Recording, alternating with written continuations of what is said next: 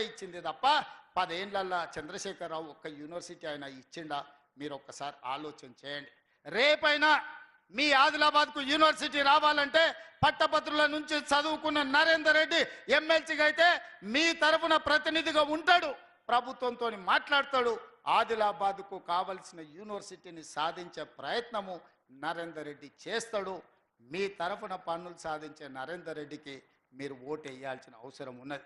మిత్రులారా, ఇవాళ మీరు ఆలోచన చేయండి.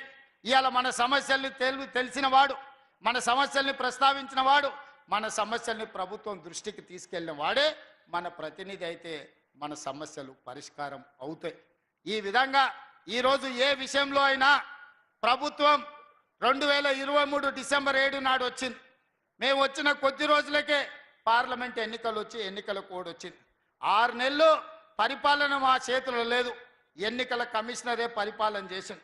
అక్కడి నుంచి ఈ 9-10 నెలలే కదా మేము ప్రభుత్వాన్ని నడిపింది, పరిపాలనను అందించింది. నేను మా మిత్రుడు శ్రీధర్ బాబు గారు దావోస్కి వెళ్ళి విదేశీ పెట్టుబడులు మొదటిసారి 45,000 కోట్లు, మొన్న 1,80,000 కోట్లు, 2,25,000 కోట్లు.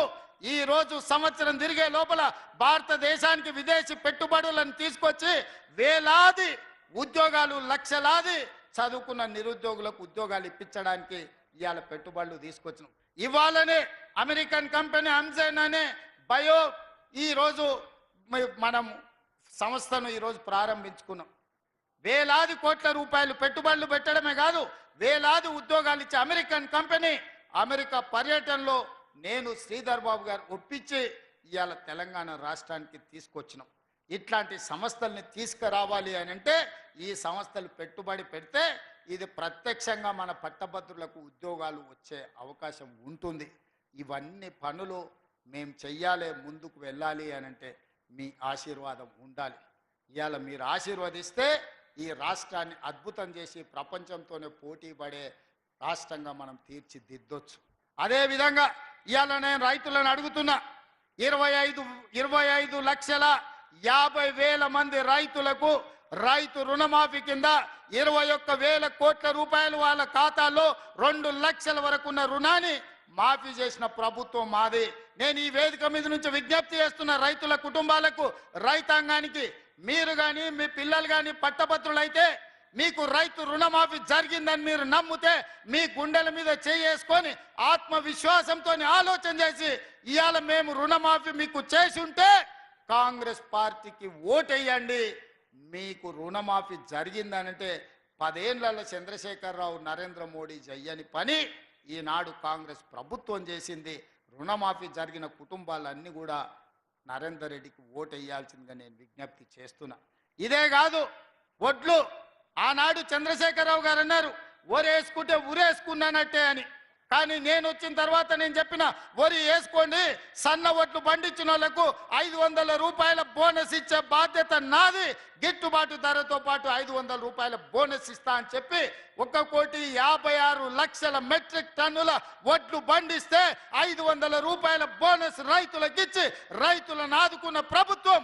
పెద్దలు ప్రేమ్ సాగర్ రావు చెప్పినట్టు ఆనాడు క్వింటాల్కు 10 కిలోలు తాలు మీద, తరుగు మీద, తడి మీద తుట్టి తీసి మిమ్మల్ని 1,000 కోట్లు దోసుకున్నారు.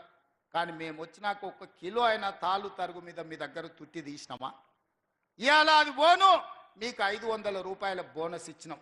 నేను చెప్పింది నిజమైతే మీరు విశ్వసించి గుండెల మీద చెయ్యి పెట్టుకొని నరేందర్ రెడ్డిని గెలిపించండి. ఇవాళ రైతులకు బోనస్ ఇచ్చి రైతులను ఆదుకున్న ప్రభుత్వం కాంగ్రెస్ ప్రభుత్వం అని నేను ఈ సందర్భంగా నేను చెప్పదలుచుకున్నా. ఆనాడు ఎన్నికలను అడ్డం పెట్టి రైతు బంధు చంద్రశేఖరరావు ఎగ్గొట్టి పారిపోతే నేను వచ్చిన వెంబడే మొదటి 3 నెలల్లోనే ఆయన ఎగగొట్టిన రైతు బంధులు 7,625 కోట్ల రూపాయలు మీ ఖాతాలో వేసి రైతులను ఆదుకున్న ప్రభుత్వం మాది.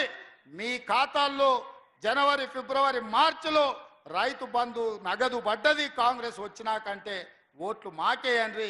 మీ ఖాతాలో రైతు బంధు పడకపోతే మీరు ఎవరికైనా ఓటు వేసుకోండి. ఇవాళ కూడా ఎకరాకు 5,000 ఒక పంటకు, సంవత్సరానికి 10,000 ఆనాడు ఉండే. ఇవాళ మనము 10,000ను సంవత్సరానికి 12,000గా పెంచి రైతు భరోసా పథకం కింద రైతులను ఆదుకోవాలని ఇవాళ మీ ఖాతాలో పైసలు పడుతున్నాయి. 3 ఎకరాల వరకు రైతు భరోసా ఆల్రెడీ పడ్డది. భవిష్యత్తులో మార్చి 31 లోపల మీకందరికీ రైతు భరోసా పథకం నిధులు మీ ఖాతాలలో వేసే బాధ్యత నాది. ఈనాడు రైతు భరోసా ఎవరెవరికి వచ్చిందో ఆ కుటుంబాల ఓట్లు మాకేయండి. రైతు భరోసా రానోళ్ళు ఎవరైనా ఉంటే మీరు ఎవరికైనా ఓటు వేసుకోండి మిత్రులారా. ఇవాళ ఇన్ని రకాలుగా రాజీవ్ ఆరోగ్యశ్రీ 10 లక్షల రూపాయలు పెంచినాం. మీకెవరికి లబ్ధి వచ్చిందో వాళ్ళు మాకు ఓటు వేయండి. ఇదంతా ఒక ఎత్తు అయితే, అదే విధంగా ఈరోజు మా ఆడబిడ్డలు ఈడు ఉన్నారు. అక్క ఈడు ఉన్నోళ్ళు రాష్ట్రంలో ఎక్కడి నుంచి ఎక్కడికైనా పోండి, అత్తగారింటి నుంచి అమ్మగారింటికి పోండి, అమ్మగారి ఇంటి నుంచి ఆలయానికి పోండి. మీరు యాదగిరి గుట్ట పోతారా, లేకపోతే భద్రాచలం పోతారా, నాగోబ జాతర పోతారా, సీతక్క దగ్గరికి సమ్మక్క సారక్క జాతరకు పోతారా, ఏడికి పోయినా బస్సుల్లో ఒక్క రూపాయి లేకుండా మీరు చెయ్యి అడ్డం పెడితే ఆపి మిమ్మల్ని ఎక్కించుకొని మీరు అడిగిన దగ్గర దించుతే మా అక్కలు నాకు ఓటేయండి. ఒకవేళ మిమ్మల్ని ఆర్టీసీ బస్సులో ఎవరన్నా పైసలు అడిగితే టికెట్కు మీ ఓట్లు ఎవరికన్నా వేసుకోండి అని నేను మా అక్కలకు చెప్పదలుచుకున్నా. ఇవాళ మా అక్కలు నేను అడగదలుచుకున్నా. 500 రూపాయల సిలిండర్ 50 లక్షల కుటుంబాలకు ఇస్తున్నాం. 500 రూపాయల సిలిండర్ వచ్చిన కుటుంబాలు మాకు ఓటేయండి. 500 రూపాయలకు సిలిండర్ రాకపోతే మీరు ఎవరికైనా ఓటు వేసుకోండి అని ఈరోజు నేను చెప్పదలుచుకున్న మా ఆడబిడ్డలకు.